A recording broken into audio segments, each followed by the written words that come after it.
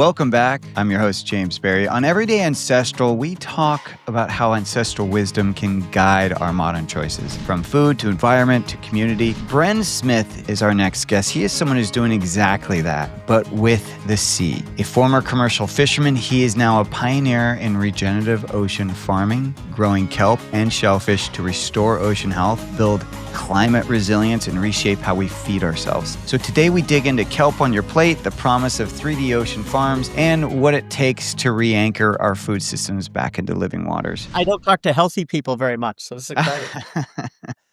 Well, it occurred to me, we're actually kind of fighting the same fight. Just you're doing it on the water and I'm doing it on land. We're both trying to reconnect people to Mother Nature, whose systems are really pretty divine and pretty awesome, and get people retied to those. And absolutely. I mean, what I love about some of the tents that are being created, I like the climate tent back when we were allowed to talk about it because it was such a big tent, right? Like I didn't have to love seals in order to participate in the big, larger environmental movement. And once I found the food movement, I think I just felt a home because I can be, a working class guy. I can, I don't have to be all buttoned up and I don't have to necessarily, I've broken my nose 3 times. My sense of flavor is terrible, right? I don't have to be like this culinary person, but I belong, and that's cool. So this sort of, and then you add on top of that, the soil, the sea, we all share nutrients, right? Like so much of the land-based agricultural system ends up in the ocean, all that nitrogen, phosphorus, and that's what I use to grow. So, no, I like these linkages. Yeah, that's great. Well, I'd love to share with everyone, how you fell in love with ocean and fishing. Can you take us back to, basically what got you on this path? Yeah, absolutely. So, as I'm here back home in Newfoundland, this is where I was born. My parents were Americans. They came up during the Vietnam War and then had my sister and I. And I grew up in a little town called, it's a little outport called Maddox Cove in the Petty Harbor area. And go to a Brooklyn coffee shop, imagine what an artisanal fishery is, their imagination. And that's what I grew up in, right? Like Fisherman's Co-op next door, selling cod tongues door to door, small, skiffs, smaller boats going out. Jigging for cod, completely sustainable. And all these norms that had worked out about how to fish sustainably, whose areas were what, and how to protect the bounty without even talking about it really. It was just understood that our lives were tied to the sea and that we were thankful for the sea. Like there was a certain humility to our extraction, at that, in those early days. So yeah, so grew up in that, and all I ever wanted to be was a fisherman. My parents were pretty educated, and my sister was smart, and they sort of had, my sister ended up having a career, and I wanted to work the water. And I think if I look back, what I wanted was this sort of self-directed life with meaning, right? You'd watch the fishermen go out, they wake up in the morning, they own their own boats. They succeeded and failed on their own terms. They had the pride of feeding their community. These were jobs, and I think of it now, these are soul-filling jobs. And they're jobs we write songs about. No one's writing songs about a Google worker or about, there are no good songs about lawyers and stockbrokers, but there are thousands about fishermen, farmers, steel workers, iron workers. These are more than jobs, they're culture. And so if I think about what my journey has been, it's really about how do we protect or create new jobs that we'll write and sing songs about, right? Wow. So that's what that beginning was, and all of this change is as much about culture and retaining the culture, and then tapping into the folks around me know so much. That blue collar innovation, they're just filled with invention and solutions, but we need to make sure that it captures their heart so that we tap into that all that blue collar spirit. Your book Eat Like a Fish, that's how I got introduced to you, and that book to me is one of those seminal books, similar to Fast Food Nation, to many Michael Pollan's books. I mean, to many of those books that awaken us to the bigger picture. And I feel like the fishing industry is just one that has been misrepresented and to a degree, and then also potentially properly represented sometimes, but yet very misunderstood by the public. Yeah. Can we dive a little bit into that? Just your experience, because that's the thing. It's the same thing with farmers. I feel like there's the media coverage of this, and then to your point, we're not talking to the people that are actually working the water or working the farms, because they're the ones that have the true intel. Yeah, exactly. That's well, first of all, thanks so much for those really kind words about the book. It was, I'm not a writer, and God, it was painful to write, but it was, but I can tell a few stories, like I got that. I've been in enough bars my life, been in enough bar fights that I can spin a story. Is that how you broke So your nose? hockey and bar fights. Okay. Yeah, but I also have 6 concussions. So like the nose is the worst of the worry. Like you're catching me on my last leg, right? Oh, geez. I hope not. So I wanted to be a fisherman, and then I dropped out of high school at 14, pretty much right when I started. And I dropped out of school right away and headed out to sea. And I fished at that point. I went down and fished in Gloucester. And God, I loved it, right? It was everything. And I thought I started as a lobsterman, then we did some tuna. I ended up in Alaska on the Bering Sea doing cod and crab. And I tell you, I still miss that job, right? Like that humility of being in 30-foot seas, the solidarity of being in the belly of a boat with 13, 15 other people for months at a time. Like those are true sort of brothers, and then eventually sisters too, right? As the fishing industry really evolved and changed. And that sense of meaning of feeding my country. Like most of the fish I was catching in Alaska, it was gray and black cod. It was going to McDonald's for their fish switch. Was it called the fish witch? I think it was just fish called the fillet fish sandwich. Oh, okay. Yeah, fish sandwich. We used to call it the fish witch for some reason. And I was proud of that, right? Like really proud of like providing McDonald's its food, right? And it felt like like I was part of a national effort, right? So it wasn't just local, but we were operating at scale. But as we now know, the problem was we just got too good at what we do, right? This is what humans do. We get too good at stuff. And that's our great quality, and it's also what we're sort of our downfall. So, we just became so efficient at using helicopters to find schools of fish. We used a lot of World War II technology. Actually, came into radar, sonar. Those big fleets were shifted into the industrial fishing system. So tearing up entire ecosystems with their trawls, so much dead bycatch. And, as a young fisherman, we did know this couldn't continue. There was once we got over the excitement and we got, we're sort of established in the fishery and we watched what was happening year after year, there's just no way the ocean could provide this kind of bounty. But we had no control over it because the captains of industry, which was, the folks the captains on my boat, they owned a share of the boat, and a lot of them were Norwegians at that point. This was, a global commodity. I mean, when I learned that one of the hedge funds on Wall Street owns 40% of the Peruvian anchovy fishery, I was like, this has nothing to do with food. This is just like a commodity, like oil or gold or something like that.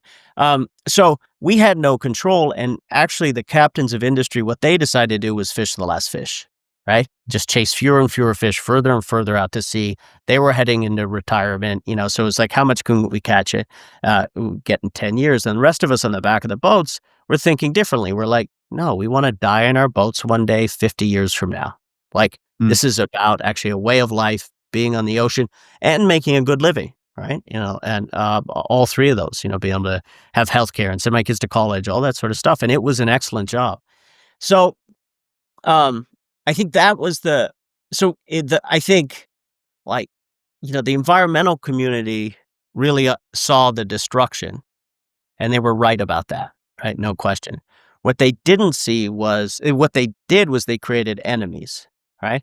And just like an coal worker, like everyone's using lights, everyone's driving their cars, right? Like it's not the coal worker, the oil worker, the fisherman, the farmer who's growing soy at commodity scale isn't to blame. It's actually a much larger system. So the environmentalists actually demonized fishermen, and then the sort of more conservative elements lifted up the individual fishermen, right? Made us look like these small, like out on our boats jigging for cod, and that wasn't the way it is. And then we're stuck in the middle. Um, Mm. and that's why I would never, because of that history, I would never think of myself as an environmentalist because it's too one-sided. Like it doesn't think, like it just didn't consider. And as I was growing, it didn't have people as part of the equation. It was about pushing people off.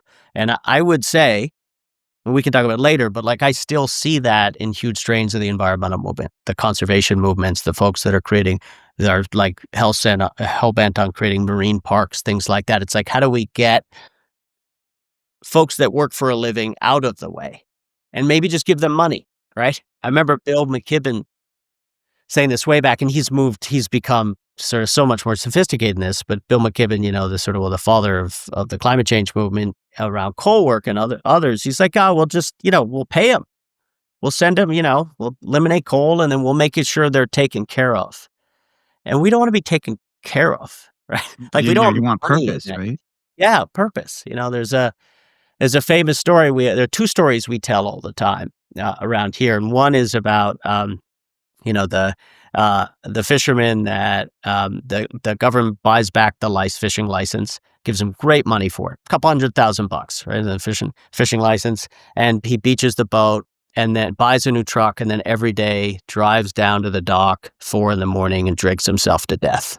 Right? Mm. That's like, and that is an iconic. I don't even know if it's true, but it's like something that's told. Then the other story we're told is, and I remember when this happened was when the cod crashed here in Newfoundland, and the canneries were closed and the fish plants were closed. There was a woman from New York came in and she said, we're going to reemploy everybody. We're going to repurpose this fish plant.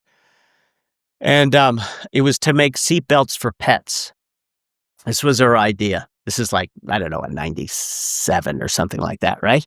And we were like, fucking, right? But it was like, but she was so entrepreneur, well-meaning, and she just did not understand that we don't want any job, right? We want to grow things with meaning that fill our souls. And so I think that I say all that in that, like, having lived through the collapse of an ecosystem, which was the cod stocks crashed here in Newfoundland, right? 30,000 people thrown out of work. And then living through sort of the results of that and seeing people like the captains of industry on one side, the environmentalists on the other side, the entrepreneurs and the climate people. And we're just like stuck in it all. All we want to do is grow good, delicious things for folks we know and our communities and beyond. Right. Hmm. I want to go. I want to go to where that journey is taking you because obviously you had a lot of learnings on the boat that then took you to the current chapter you're in. But before we do, there was something that struck me from your book regarding the McDonald's. You talked about the fish, the sushi grade versus what was going to some of these fast food chains. And I don't think I realize a lot of people see this grading on fish, but I don't think they really understand it. Can you unpack that a bit for us? Yeah, yeah. I mean, back in the day, so all our boats had the Japanese were buying all the high quality of fish, and they were really controlling a lot of the Alaskan fish market at that point. I was working the salmon canneries, and it was all it was all Japanese buyers, and then the gray and black cod, and the same thing. And they had an inspector. Every boat had a Japanese inspector on it, and because they wanted to grade the fish between at that point, if I remember right, it was A through D, if I remember right. And A being sushi grade? yeah, yeah, Okay. yep, yep, yep. And then and so anything with the sort of with at that point it was what I just knew as worms, right? I don't know the technical, I don't know exactly what it was, but like there were worms in the flesh when that all went to the McDonald's grades. So he would sort them all and tell us, which pile they would take the best, and then the lowest quality would go into the fish sandwich because it's chunked up and you can never see the worms and stuff like that. So, Yeah, in many ways, it's just added protein, I guess. That's the joke, right? that's right. That's right. That's right. Yeah. We've been eating bugs for a long time, right? Yeah. That's what people don't realize. They think Yeah, it's bugs not is a new necessarily thing. that the fish are sick necessarily, but that it's not gonna be the flesh that you can give to a sushi restaurant. Yeah. Yep. Yep. Okay. I mean, I will say this, like if I look, I have a little 5-year-old now, and I'm just shocked what we've decided as a country to feed our kids, right? I think we all are, right? And it's just like stunning that this is what we came up with in terms of nutrition, and it's just like crazy. It's just all crap. And um, I I will say, was thinking back to that time, and it was interesting that the Japanese took everything that was high quality, and America took everything that was low quality, because the Japanese took all the high quality fish, right? They took all A through B, and then so that was sort of a beginning of like, oh, let's just throw the crap into the American food system is the place where low quality goes, and then there are companies that specialize in making low quality food delicious, right? And tricking our systems and into needing that. And it is really heartbreaking what we've like. Yeah, like I hadn't I mean, moms, like parents know this, but it wasn't until I became a parent where I was like, this is just nuts.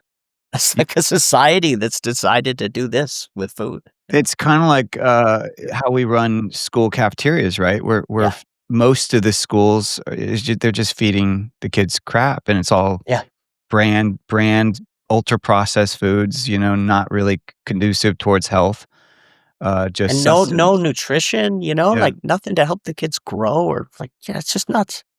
Along those lines, I feel like a lot of people don't really understand wild versus farmed, and then also the distinctions between farmed, Is is it as big of a divide as we're being told?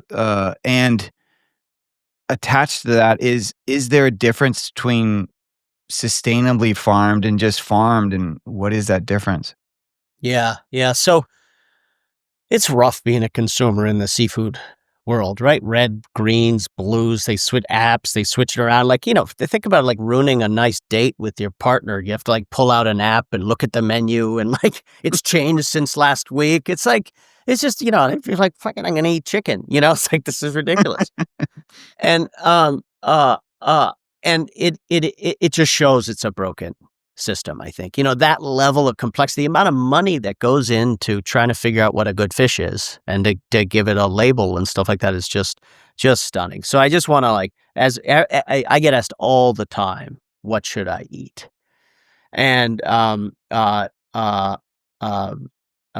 and my answer is like, I don't know. Meaning like, what was it? They tested a third of the fish in New York restaurants in high-end restaurants were mislabeled, right? I remember this study a bunch of years ago, right? Like, you don't know what as a consumer, the amount of misinformation is heartbreaking.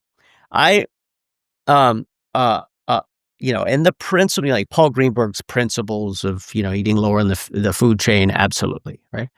But so that's just sort of to set the table. Um, uh, like the question about aquaculture is, and I've got, lots of friends that are in the aquaculture industry, and we disagree. My view is that the aquaculture industry, what it did was it looked at the wild palate. Like people like to eat salmon, cod, tuna. Let's grow salmon, tuna, cod. Like it was dictated by the markets.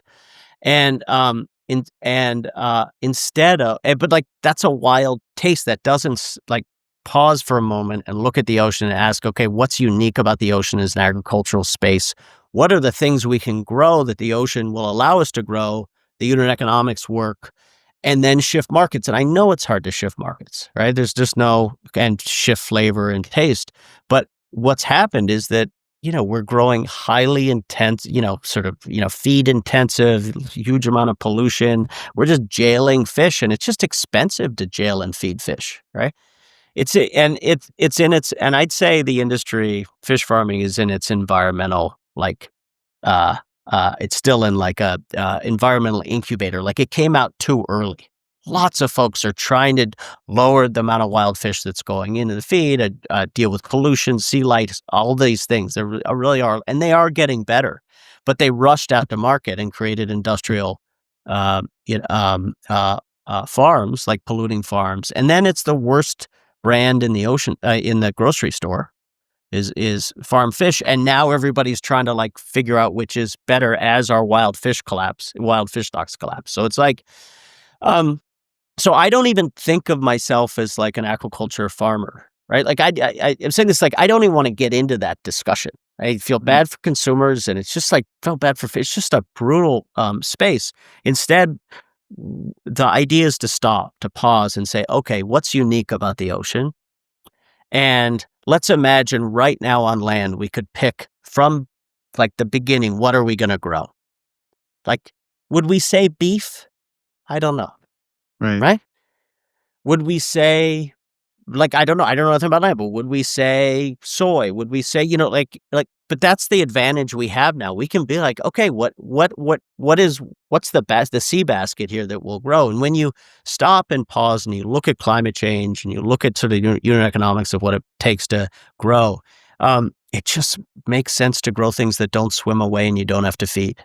Like, that's the power of the ocean, right? If you can use the nutrients that are already there, and you can use the sunlight and grow, theoretically, thousands of kind of sea vegetables, hundreds of kinds of shellfish. So that's where, like, I don't think in terms of sustainability anymore. That's about trying to make a bad thing better.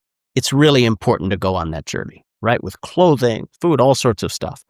We're trying to do, like, we think of this as the regenerative journey. Like, actually, how do you grow things that breathe life back into the ocean and can create good jobs and breathe life back into communities? Like, that's our spot. So sadly, I don't have an answer of which fish to eat, because I just don't see a way through it, Well, but I mean, I think that is the answer. I think you're basically saying, hey, this illusion we have that one is better than the other is false. That none of it is great. And that the reality is that what you're trying to do is, at least how I hear you talking about it, is you're trying to look at nature and say, how does nature want me to grow or use it to our advantage as humans, not how am I going to manipulate nature to my advantage?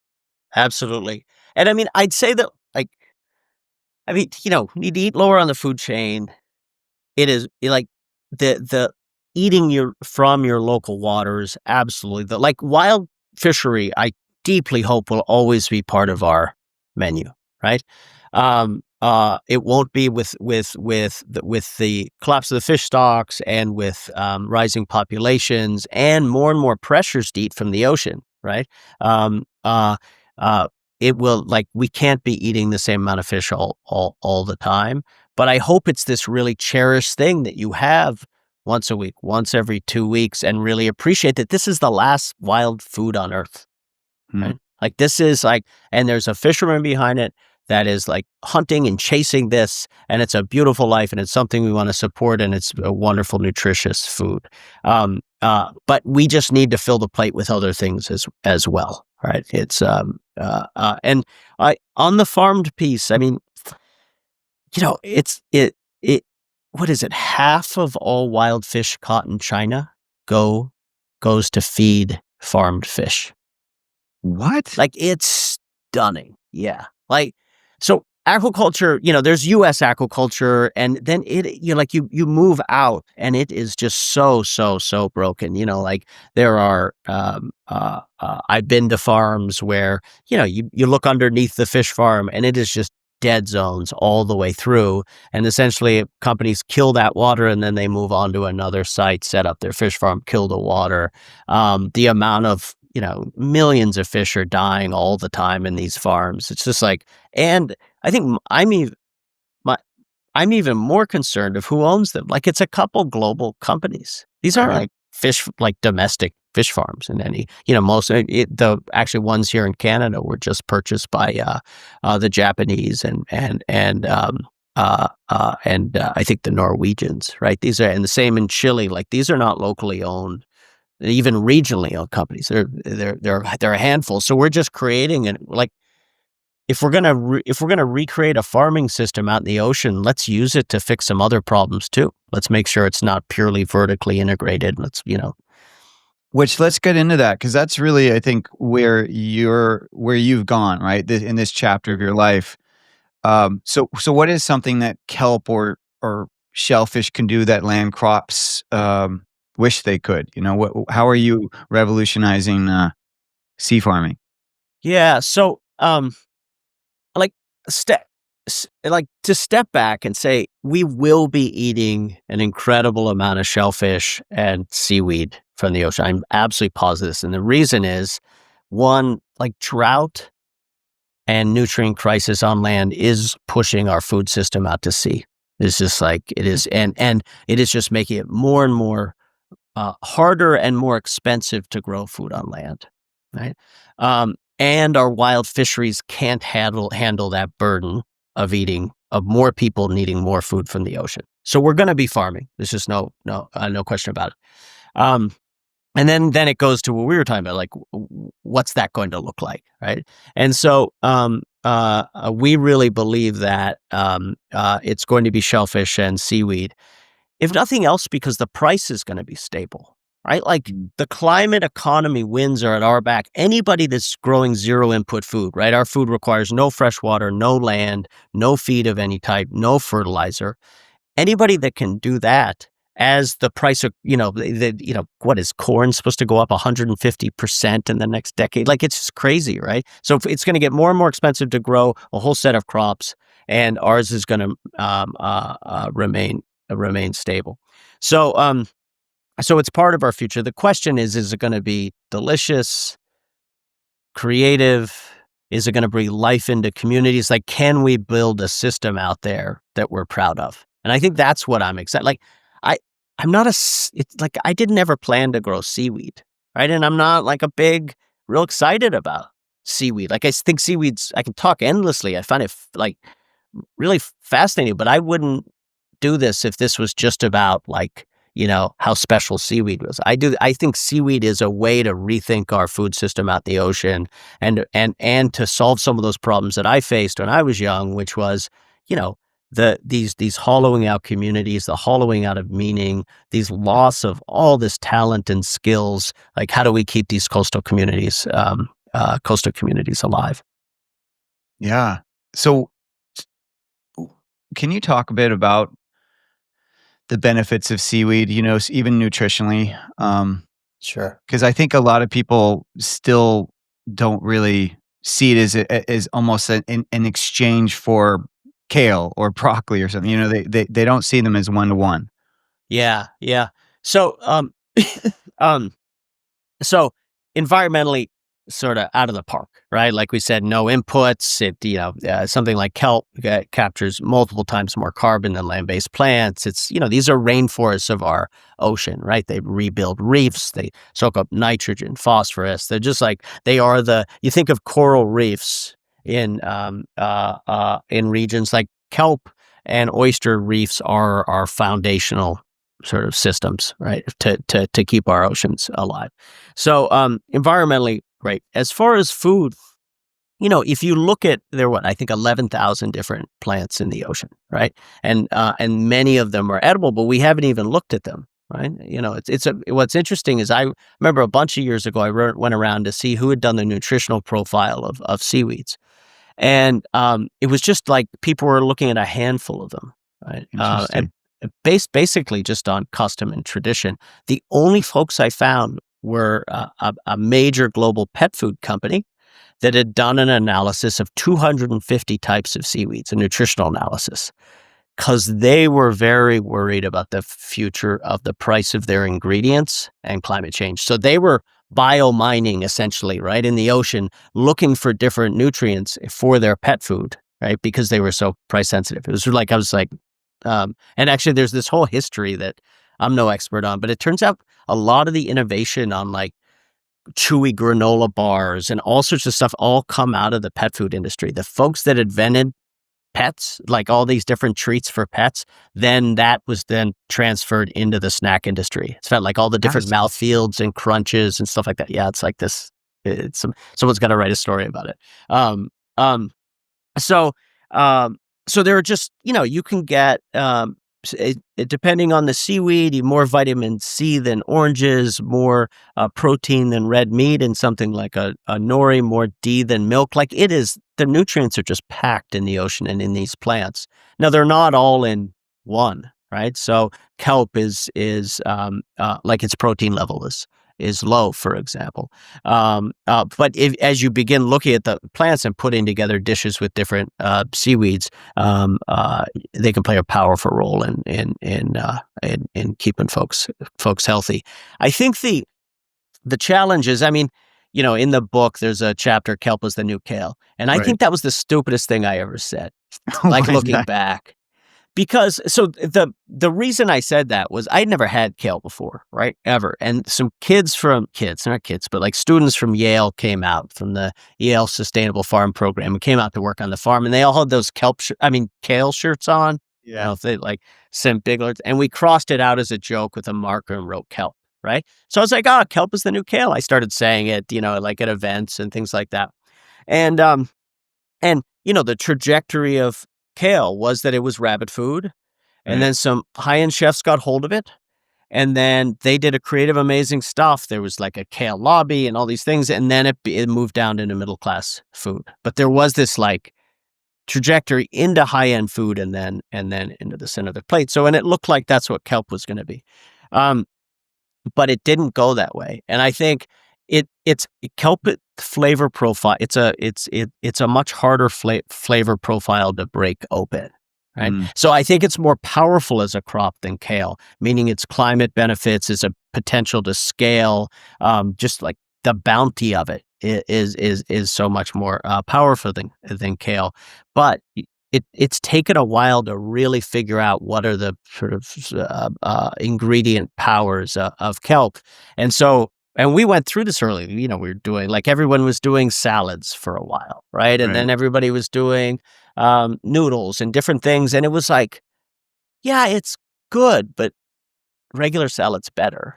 Or like, it's like there you'd taste it and you wouldn't you'd be excited that there was this hero ingredient in it. You wouldn't be excited because there was a whole new sort of taste profile to it, right? So that's been the journey. It's been like, okay, no, this isn't like high-end chef doing amazing dishes and then that dribbling down. It's a different journey. And so and for me, it's been way more interesting. Like if I were to do, there's an incredible like kelp crumble, a company. It's a co-op called Naughty Seafoods out of Maine, which like if I were to replace one dish, it would be meatloaf, like that core American dish of meatloaf, because kelp and mushrooms go really, really well together, right? And so it became about how do you take sea vegetables, sea greens, and combine them with land-based flavors.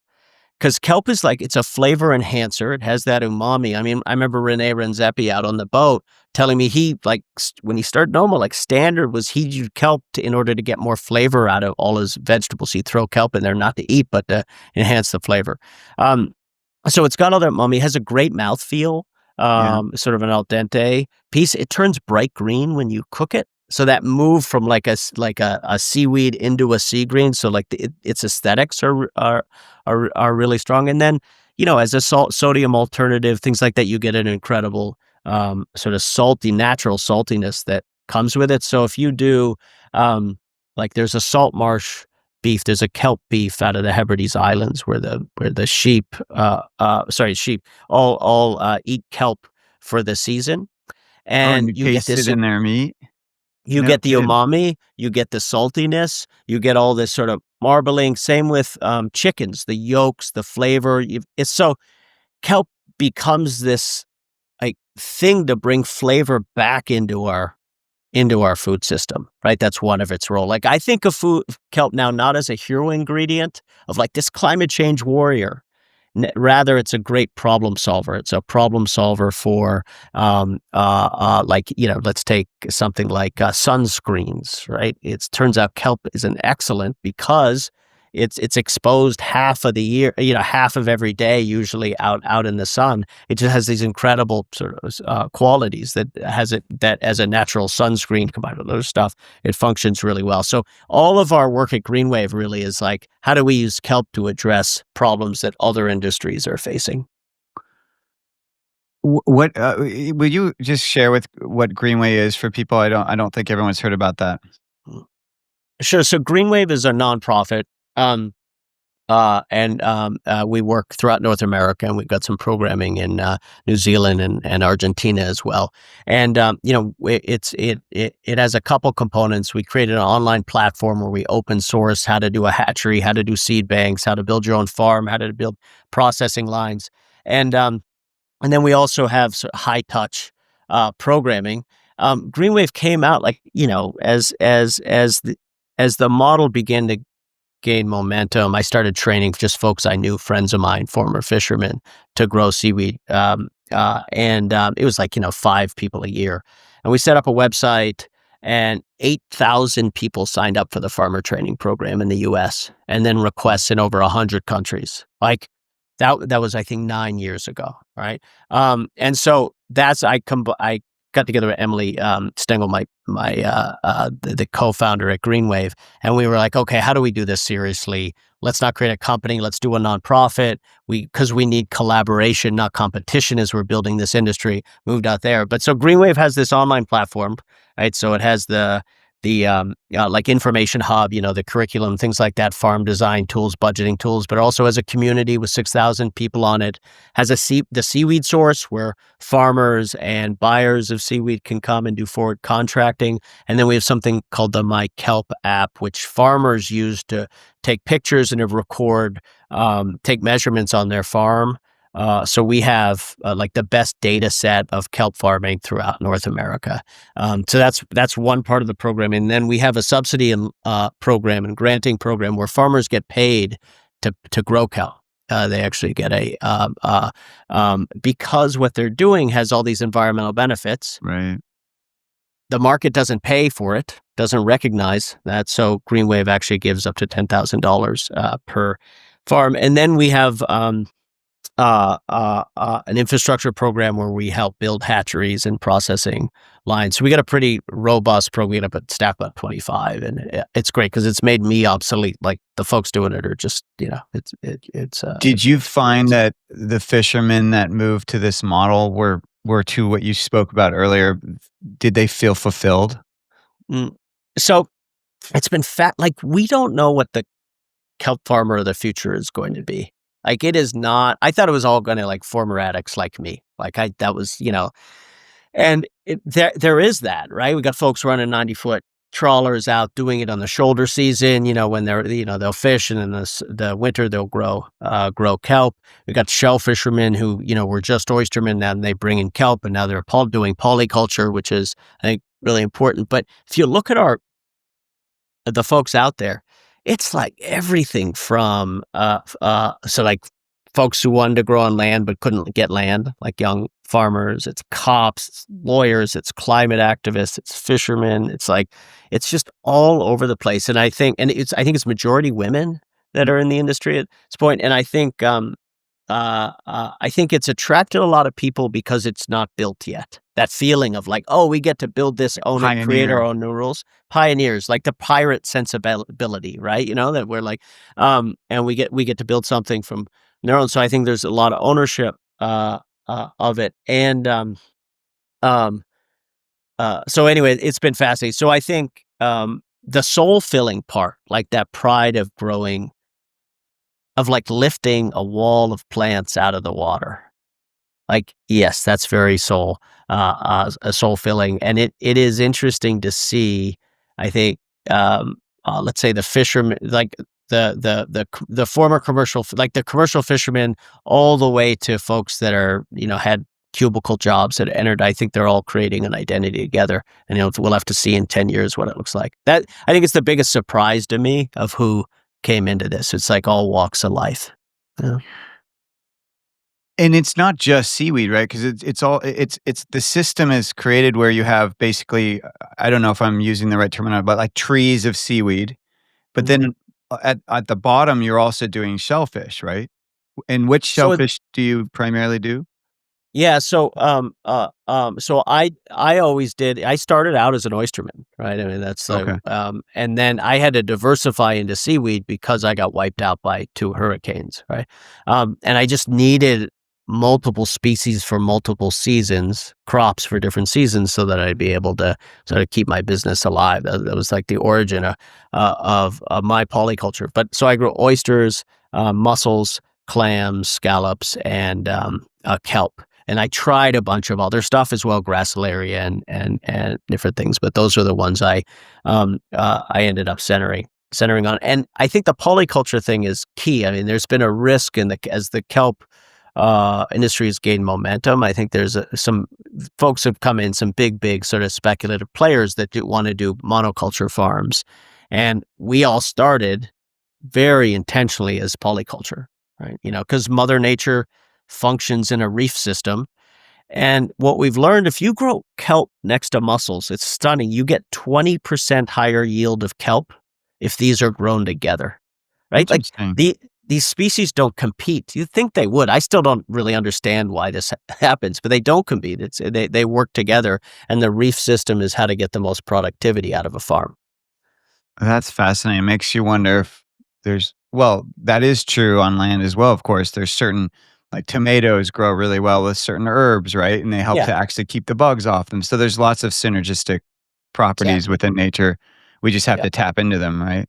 Yeah, exactly, exactly. That's the key, and I think we just there's nothing new here. All we need to do is take Mother Nature's technology, these natural solutions, and figure out how to replicate them, how to scale them, and how to turn them, make sure that people can have livelihoods around them.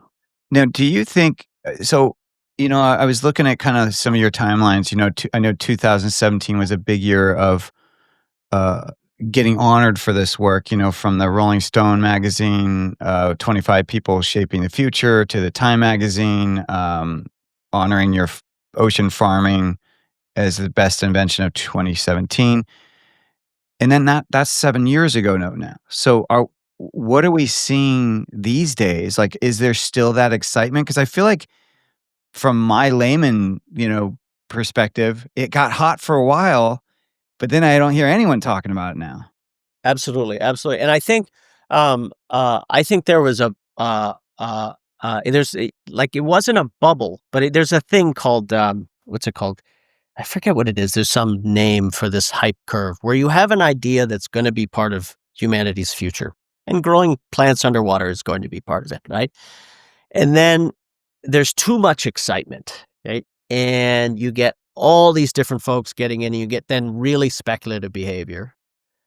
And then the speculators it doesn't meet its promise of like fully flat out solving climate change, or fully flat out being biofueled to power planes, stuff like that. Like that's where the discussion got. And then folks leave, and then there's this period of sort of disillusionment, and then there's a period of realistic steady growth, right? Like there's like some, I forget the full term, but that's like a real thing that happens in industries. And I didn't know it then, but if I look back, I think that's what happened. And there was all this excitement, and then Bezos came in, and all these, and Department of Energy came in, and like all the and it got really nuts in that the Department of Energy put like $30 million into creating kelp as a biofuel, right? As a biofuel. Biofuel. And then the others, so we were all polyculture farmers, right? Growing food and growing soil amendments. That's sort of like what we were doing. And then like some cosmetics, and like that's what the industry was. The speculators came in and they decided biofuel and blue carbon were the two best uses for kelp. And it turns out those are the worst uses of kelp, right? What's blue carbon? You grow kelp and you throw it in the bottom, the bottom of the ocean, right? Terrible use of kelp, right? And then biofuel, it's like taking it and, competing with the fossil fuel industry is just nuts.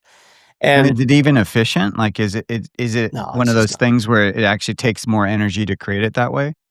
Absolutely. Like, because you need and they actually, end up doing studies. You need you need your farms offshore, deep waters. They need to be 1,000-acre farms. The amount of energy to it was just, kelp is not an app, right? And agriculture is not like technology, right? All of us who know farming and know, like we've seen the tech bros come in and try so many times to disrupt our industry, and then they sort of move on, and now they're in the AI world is I think where most of them ended up.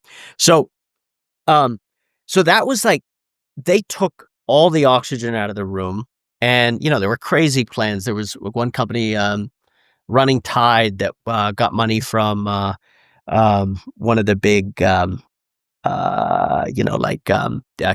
apps. And I think they might have raised like 100 million or something. No, like some massive amount. And their goal was to create these pucks of kelp in the millions that float out into the ocean. And then through some robotic thing, they let go, and all that kelp sinks to the bottom and becomes blue carbon, and they're selling blue carbon credits. All of those companies failed. Um, and uh, so it was it was just a crazy time. And then they've all left, and now we've been able to really concentrate on sort of serious, sort of sustainable, steady growth. So if and the being a shiny thing in this kind of sort of fake it till you make it economy, that is where the investment is about incredible amount of money, and then hockey stick curve and exit, right? It's a really short term rather than long haul thinking, is really problematic, I think, in our ag system. So that's sort of what happened. Then they all left, and then the chessboard changed, and a whole bunch of us were left standing, right? And what we've been doing now is like permitting, setting up farms, setting up hatcheries, setting up processing stabilization hubs, and then creating groups of folks around certain market, value-added products. And so now there are enough hatcheries, farms, farmers, seed, and hubs to produce, we could do 30 million pounds in the US right now if we flipped a switch. Market is not there. But like, supply we've solved. So all that happened. There's like, we were able to do, and the we is the big we. Like this isn't just GreenWave. There's an incredible network of folks working together on this stuff. So supply is solved. Now the big question is markets, and we actually just created a relationship with the Unilever foundry around cosmetics, in order to use kelp as a replacement for some of the chemicals they're using, and it's like food ingredients like sodium alternatives and broths and flavoring and like we said, the kelp crumble, things like that. Cosmetics, and bioplastics is like a very, in London, I think most of the takeout containers now are coated with seaweed, instead of plastic. So, and then the last is this biostimulant is using, seaweed, in the soil. And that's really, I think that's very, very, very powerful. We can go deeper into it if you want, but using the ocean's biodiversity and getting it into land-based agriculture has real potential. But so these are the good uses of kelp, right? They used it the sensible, the ones with highest value that you can build an industry on. We just had this moment that was just like chaos. So what do you think it's going to take, though, to kind of bring this industry to the forefront? Mm. So, I mean, I think, you mentioned those 4 avenues, but does to really have it come back into play and maybe even dominate more, is it like kids need to be snacking on seaweed instead of chips, or is all food, all containers need to be lined with it? Like, do the things that are already in place just have to kind of have more time to amplify, yeah, or yeah. is there some philosophical shift that has to happen? Mm-mm. So, I mean, shifting tastes is tough, right? And telling people what to eat is tough, right? Like, there's been quite a bit of shaming in the food sector about trying to convince people, and it's just like it happens. It's just slow, right? Um, and I my my my take is that, like, this is going to be part of our future. We just don't know how fast. And I actually think that what's really going to drive it is the unit economics. Is like, so drought is like the price of potatoes here are going through the roof because the droughts in the last 2 years up in the Maritimes have just been brutal, right? And the number of vegetables that are losing their nutritional content because all their energy has to be fighting climate change, right? With the heat, drought stress, soil degradation, all those sort of things. Um, uh, if if as the price of things, like I was saying before, as the price of those things go up, the demand for seaweed will go up because it'll just be the most affordable option. We just don't know how fast that's going to, is that 50 years? Is it 10 years? We just don't know. So there's the climate economy piece. I also think what was holding us up was this supply question. Like, we had to permit hundreds and hundreds and, but like of farms. It's, so I think there are about 6,000 acres permitted in North America now, if I'm right. And we needed enough hatcheries and skilled farmers and things like that. Like, what happened on land took 10,000 years. We had to do it like, really, really fast. And so it took us a bunch of years to get the supply issue solved. We've solved that. Then the question is, what's the best use of kelp, right, as a problem Right. solver? And biostem will be the first really scalable thing that's going to come into play, and that's because farmers have been using seaweed for hundreds of years, of course, on their farms, and I think it's like less than 1% of farmers on the globe use seaweed biostimulant, right? Like, as a fertilizer alternative, but what do we know it does? It allows, if you spray a kelp biostimulant on your crops, it activates the biome, right, in the soil, and strengthens the plants with various hormones, and it means 7,000 gallons less water needed per acre, 15% less fertilizer. And like, the wine industry, let's say, they spray it in August. They call it the sunscreen every farmer needs. They spray seaweed biostim as a way to deal with those sort of spikes in extreme weather temperature. So the GreenWave has a goal of 1 million acres of land agriculture using seaweed biostem in the next few years, and I think we'll definitely hit that. So the seaweed biostem will be one where there's a lot of activity, and that, I think that's gonna, because the drought issue is such a crisis and really messing with the profitability of farms. I think that's one, and then the other big thing that's driving this much faster than I thought it would was global instability of supply chains. So Unilever and Nestle and all these folks have been swimming around us for a decade, and they've been saying, like, wait, one, we want to meet our climate goals. That was one reason, but it was all the supply. Do you have enough supply? They have like rushed to the table now because sourcing is such an issue. As we all know, it's global instability on top of climate change, and this rise of like this belief that we need to rebuild things domestically for security. So anybody that can grow a renewable resource in regional and local and domestic waters anywhere, like, has a huge advantage. So we're getting approached now by like folks that are worried about their ingredient supply chains, and it's the same people that are talking to soldier fly companies, black soldier fly companies, are also looking for kelp because they're just on a search for new sources of nutrients. And so that's I'm not familiar with the black soldier. What is it called? black Fly? soldier flies. So black soldier flies are it's these fly farms, and they use them for proteins to feed chickens, and they use it as in soil as frass, and they use it as bait alternatives in fish feed, and like you can buy it at any pet store. You'll see BSF, black soldier fly.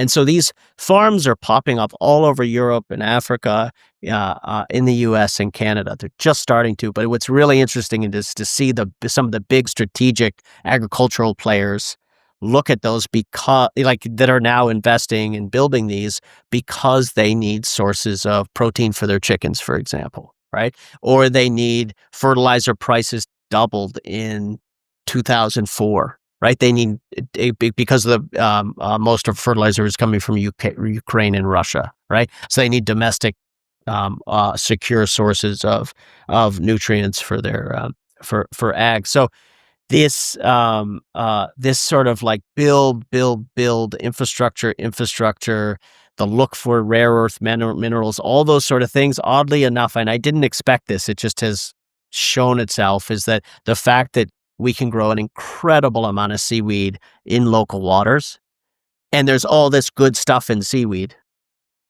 it sort of makes this way more attractive than before. So Yeah, this is does that make fascinating. sense? I don't know if that's No, too messy, but it's like no, yeah, it's fascinating because it also does sound like it's a more natural and what you've already articulated, sustainable form of let's say fertilizer or whatever, whatever the use is for it. Um, as we close though, I always like to think about, well, what can the listener take with them today? Like what change can they incorporate from your expertise or from our conversation that they can immediately start? mm-hmm. You know, and I think, we're talking a lot about um kelp farming, seaweed farming. We're talking a lot about the industry problems, but is there something that the listener can do to help solve some of these problems, Yeah, tomorrow? absolutely, absolutely. Like at a meta sense, I just want to say, like, move into the solutions space, like the politics of yes. I just want to, like, all of us need to like that. There is so much joy in saying in trying to figure out and moving into these sort of solutions and directing our lives towards sort of like building things rather than sort of tearing down or stopping things. I just said, like, it's get in that flow is one thing I'd say. And there are thousands of incredible solutions out there. There are the folks doing like Fiber Shed that are rebuilding the cotton supply chain in the U.S. with mills and cotton farmers, and there are just so many solutions out there. A good source of this place is if you go to Ashoka network I'm part of, just all these different folks just coming up with brilliant, workable sort of people-based solutions that I suggest folks plug into. So that's one. From the ocean point of view, I think it sort of immediately shifting and getting some sea vegetables into your diet, into the kitchen, really does matter now. Like in that, there, I think it's the right time. The supply is there. We can scale, and I think that flavor profile, right, in something like the kelp crumble. Like if you got kelp things 6-7 years ago, I don't think it was delicious, amazing food. There are now kelp curries and Dijon mustards made out of kelp. There's companies like Barnacle, which is doing incredible hot sauces. There's just some great food out there. So I'd say get that on the plate while the fish apps confuse you, this is a really simple, relaxing one to do. And you're supporting a domestic industry, and you're supporting part of that sort of solution based sort of perspective on the world. So that's one. The other thing is, like, hop over to the GreenWave site, and we've got some you can swim through, like, like it's a AV thing where you can swim through a kelp farm, learn about it. You can design your own kelp farm. Like, hop over there to the GreenWave hub, and sort of just to have fun, but also get literate on it. The ocean is going to be a big part of our future. Listen, sea level is rising. From my perspective, that's more farmland, right? And everyone else is fleeing the coast. Like, turn towards the ocean. Let's embrace it. We're going to be getting more of our food there. We're going to be getting more of our, all sorts of different ingredients, and it's going to be showing up all over the place. So it's a chance for everybody to all the land lovers to start getting their sea legs. I love that. Yeah, the land lovers start embracing your sea legs. I'm just so grateful that you took the time to talk to me and to share your wisdom with everyone. I really do sincerely mean that. Your book is fantastic. I can't recommend it enough that people check it out. And what you're doing, I really do love that you're redirecting people back to nature's systems and solutions. That is, I believe, one of the most important things for any of us to do in industry and innovation, because nature has the answers. Yeah, like, Mars is not the answer, right? Totally. Like, the answers are here on Earth. Nature is a brilliant technology, right? If you got to get stuck in the technology framework, like, the things that happen in the ocean, the solutions in there are just stunning. And so that's we can solve this as long as we do exactly what you said. Our mentor is nature, not the tech bros. I love that. Let nature be thy mentor. Yeah, right on. So, real honor to be on. Thanks so much, and it's so great that I love get to spend time with folks that, like, I wouldn't normally, right? Yeah, ditto. It's really, And so really you fun. mentioned a few things people can do to connect with organizations that you're passionate about or part of. How can they personally connect with you? Is that through social or specific site? Yeah, so I pulled completely off of the social media world, but through GreenWave, there's a community on there. We're all on it, right? So if you go to the Regenerative Ocean Farming Hub, connect through there, and we got a whole team, and I'm on there of, like, folks that are engaging not only farmers but the community of passion as well. Awesome. And that's a good place for if someone is inspired to go down this path to start as well, right? Absolutely. Okay. And on there is everything. There are scientists, there's students, there are entrepreneurs, there are farmers. There's it's a whole mix of folks. Fantastic. Well, thank you again for your time. And thank you, everyone, for joining us on today's talk. If you enjoyed what you heard or saw, the way to relay that to us is by following us on any of the platforms you listened or watched us on, by leaving a comment, and or just sharing it with a friend or family member to encourage them to watch too. So thank you all, and stay curious.